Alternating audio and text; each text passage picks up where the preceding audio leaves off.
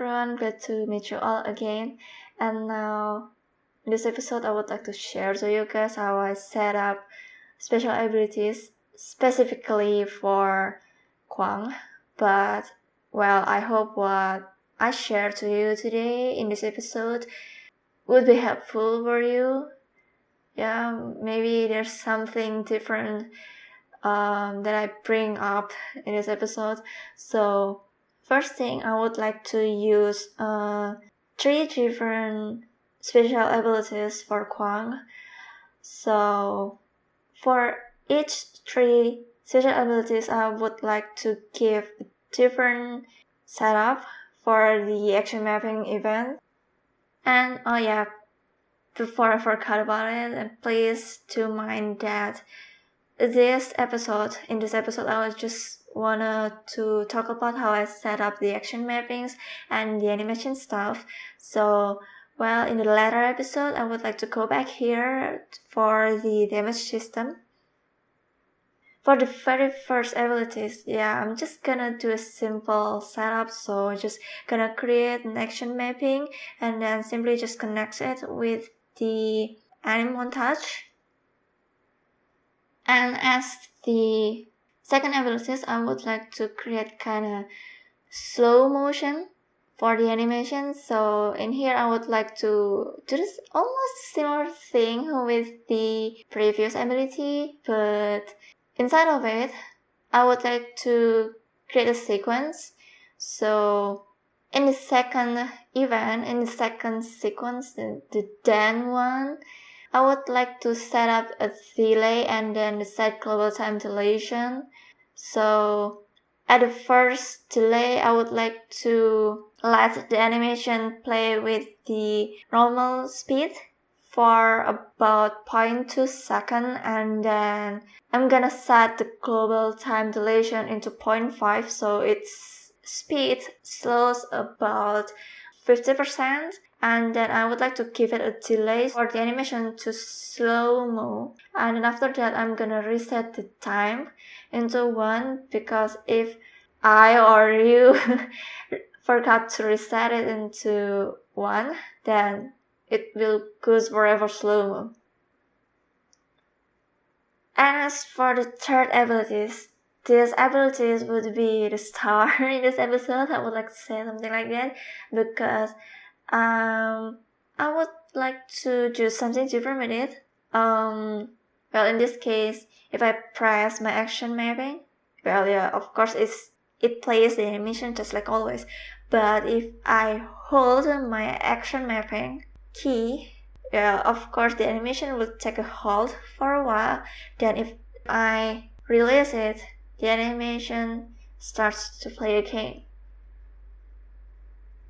So for these abilities, I already create a montage, which is key ability montage. And in here, inside this montage, I already add 4 assets. So this one is key ability targeting intro, the targeting, the throw, and the catch. And in here, I also already set up the montage section, because I just wanted to use one montage for this action mapping, and this montage section will be useful in later. I will show you later. And of course, I did something inside the montage section, so I do a loop in this loop section over here, do a looping, and then I break the link with the throw and the catch. So later on, I'm gonna use this separately. So now let's create the action mapping events.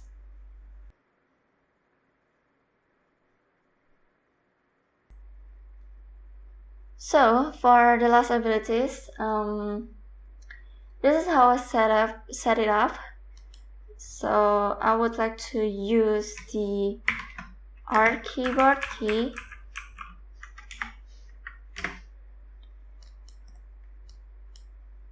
and then in here I would like to create about 2 sequences. So one sequence is for the pressed and the second one is for the release.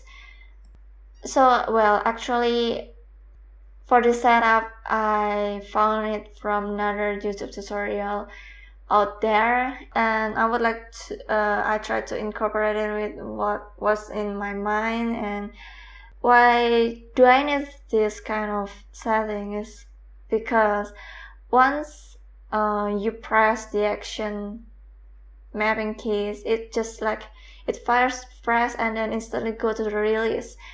Now what I'm gonna do next is to connect it with the play any montage, and as Dia said, I would like to use the key ability, and inside the start section name I would like to use the intro one, and then right after here I'm gonna use gate, and yeah, I'm gonna copy and paste it for the release event.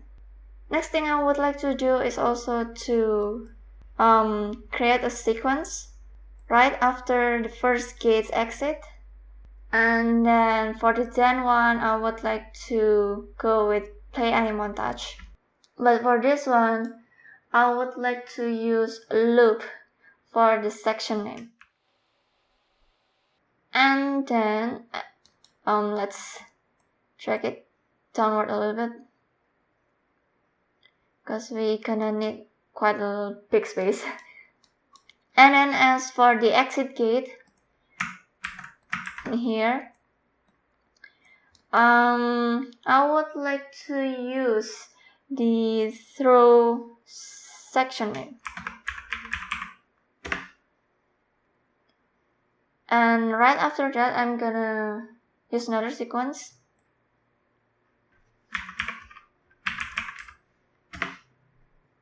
And here I would like to use delay.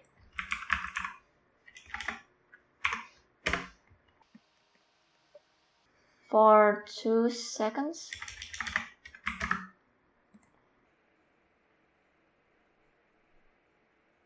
And then last thing I would like to use is the catch section name.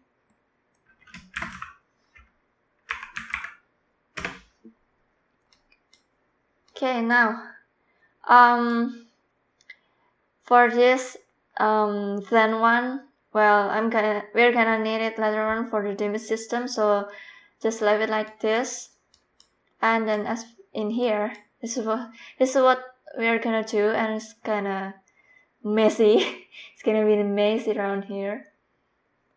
So then one to the open. Okay, and then I need 2 more then over here.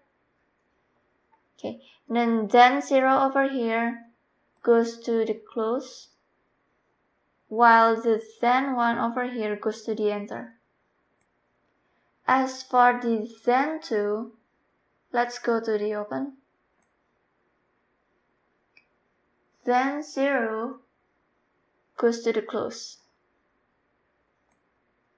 Well, the then 3 would be used in the demo system. So let be like that, and let's try it.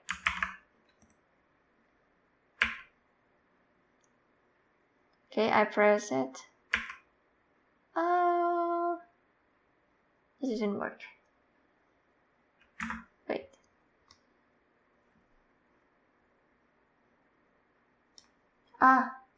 I'm sorry, I misspelled it. So, let's see.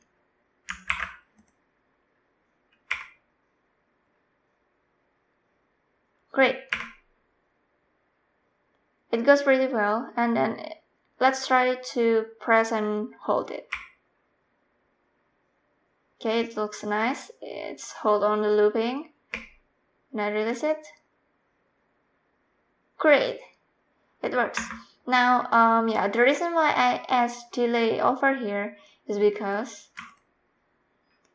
if I didn't add any delay, it goes like that. So like there's it the animation for this throw didn't have enough time to be executed, something like that. It goes really fast. Okay, that's why I need to delay. Well, yeah, that's basically what I want to share for this episode. Well, I hope that you guys could learn something new from the topic that I brought out in this episode. So for the next one, I just want to have also a quick episode about how to disable movement and lookup. So if I play this, okay, if I play this and then I press any kinds of abilities, well, it's still work. He is still walking. Yet I don't want something like this. Like, I want him to stay like this. Okay, stay in his place. Even though that I press my movement input. Yeah, that's basically what I want to share in the next episode. So, well, I'm gonna wrap up this video here, and I will see you guys in the next episode. Bye bye.